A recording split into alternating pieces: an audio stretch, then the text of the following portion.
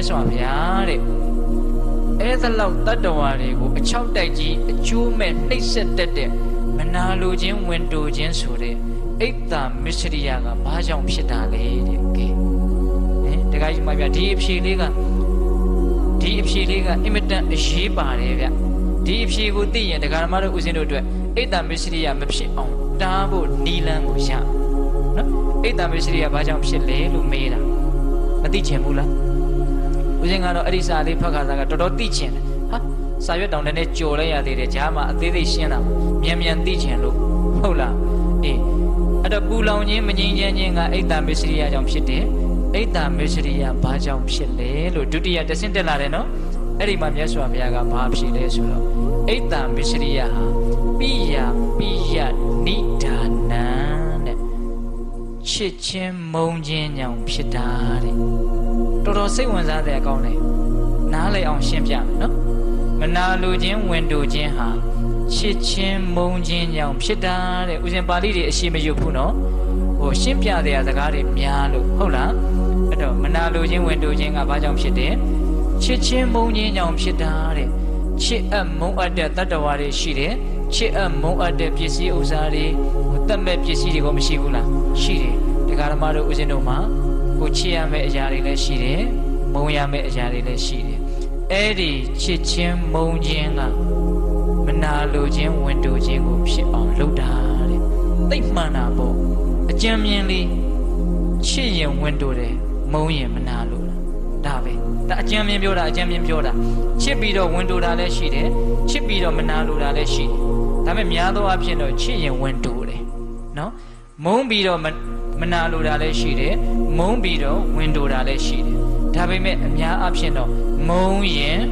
မနာလိုတာများတယ်ကိုမုန်းတဲ့လူကြီးကြီးပွားနေတယ်ကြီးကိုမကြည့်ချင်တော်စမ်းမှာအလကားဆိုင်ကိုလို့ချုံပေါ်ရောက်နေထိန်ကိုမထိန်နိုင်ဘူးပါဇက်ကထွက်လာဟုတ်လားဟမ်တခါကြီးဒီမိုင်မြကိုကြီးပွားတဲ့လူကြားရတဲ့အတန်ကိုချိုချိုသားသားတုံ့ပြန်နိုင်လားကိုမုန်းတဲ့လူကြီးပွားတာကိုချိုချိုသားသားတုံ့ပြန်နိုင်လားအလကားပါမျက်နှာလေးလည်းရှုပ်မဲ့ပြီးတော့ပြောရတယ်တော်တော်ကြီးမကောင်းဘူးတတိထားနော်တခါကြီးမိုင်မြမနာလိုခြင်းတောင်ဖြစ်လာတဲ့စကားသံတွေကကြည်ကောင်းလား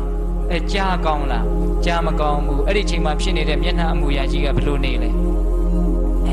တကယ်ကိုမဲ့ကရွက်ကတော်တော်တရုပ်ဆောင်ကောင်းတယ်လို့ပြောရမယ်နော်ဒါကြောင့်မနာလိုခြင်းဟာများသောအားဖြင့်ဘာကြောင့်ဖြစ်လဲမုန်းခြင်းကြောင့်ဖြစ်တယ်နော်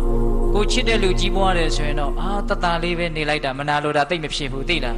ဒါပေမဲ့ဝင်တိုခြင်းကချစ်တဲ့လူနဲ့ပတ်သက်လာရင်တော့အကြီးကျယ်သူတစ်စက္ကန့်ထလာတယ်နော်တချို့ဆိုလို့ရှိရင်ကိုချစ်တဲ့လူကိုအထိမပြောနဲ့အကြည့်တောင်မခံနိုင်ဘူးပြဿနာတွေအများကြီးတက်တယ်နော်ဒါကအကျဉ်းမြင့်လေးနားလေလွှဲတာလေးကိုအစဉ်ကပြောပြတာကိုပိုင်တဲ့ကိုပစ္စည်းတွေကိုပိုင်တယ်လို့ထင်တာတွေကိုမျက်နှိုးတာတွေမရှိဘူးလား